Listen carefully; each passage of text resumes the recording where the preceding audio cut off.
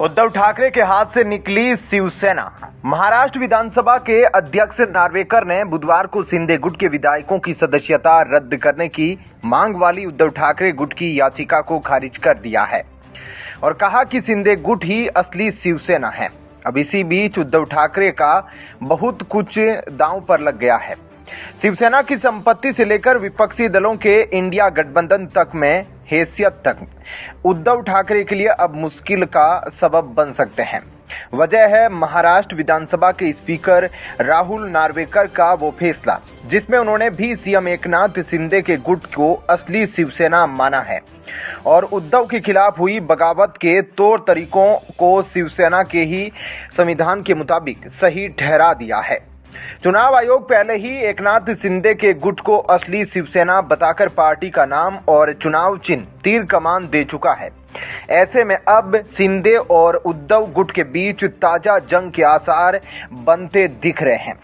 बालासाहेब ठाकरे के दौर में शिवसेना को महाराष्ट्र के लोगों का भरपूर समर्थन था। इस वजह से पार्टी ने कई संपत्ति भी बना ली और उसके खाते में भी करोड़ों रुपए आ गए। अब चुनाव आयोग के बाद महाराष्ट्र के स्पीकर नार्वेकर की तरफ से फैसला आने पर शिंदे गुट शिवसेना की संपत्ति पर भी दावा ठोक सकता है। संपत्ति का यह मसला जब तय होगा तब होगा, लेकिन उद्धव के लिए आने वाले दिन आसान नहीं रहने वाले। अगर उद्धव ठाकरे स्पीकर के फैसले के खिलाफ सुप्रीम कोर्ट जाते भी है तो वहां से जल्द ही कोई फैसला आना भी संभव दिखता है। कोर्ट में हर पक्ष की बात विस्तार से सुनी जाती है और हर एक मसले पर गौर करके ही आदेश दिया जाता है। खास बात यह भी है कि जब उद्धव गुट ने पहले सुप्रीम कोर्ट का दरवाजा खटखटाया था और शिंदे पक्ष से शिवसेना और उसका चुनाव चिन्ह हासिल करने की कोशिश की तो उस वक्त भी एक बड़ा झटका उसको लगा था। कोर्ट में चुनाव आयोग ने शिंदे गुट को असली शिवसेना मानते हुए उसे चुनाव चिन्ह देने के फैसले पर जो कहा था उसे सुप्रीम कोर्ट ने भी तब गलत नहीं बताया था। ऐसे में उद्धव के लिए अब अपने पक्ष में फैसला कराने के लिए नाको चने चबाने पड़ सकते हैं। इसके अलावा इंडिया गठबंधन में उद्धव ठाकरे के लिए अब स्पीकर का फैसला हैसियत का मसला भी बन गया है।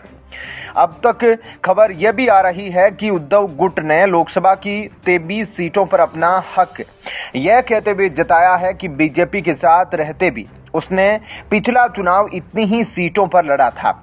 अब जबकि चुनाव आयोग के बाद स्पीकर राहुल नार्वेकर ने भी शिंदे गुट को असली शिवसेना कहते हुए उद्धव गुट को झटका दिया है तो इंडिया गठबंधन में शामिल एनसीपी और कांग्रेस की तरफ से उद्धव के साथ सीटों पर मोलभाव भी हो सकता है। कुल मिलाकर स्पीकर के फैसले ने महाराष्ट्र में इंडिया गठबंधन की आपसी राजनीति को दिलचस्प बना दिया है और लोकसभा चुनाव से ठीक पहले सीटों को लेकर सिर फुटबॉल भी और तेज होने के आसार बन सकते हैं। ऐसे में क्या कहना है आपका इस खबर पर कमेंट सेक्शन में जरूर बताएं। जय हिंद, जय भारत।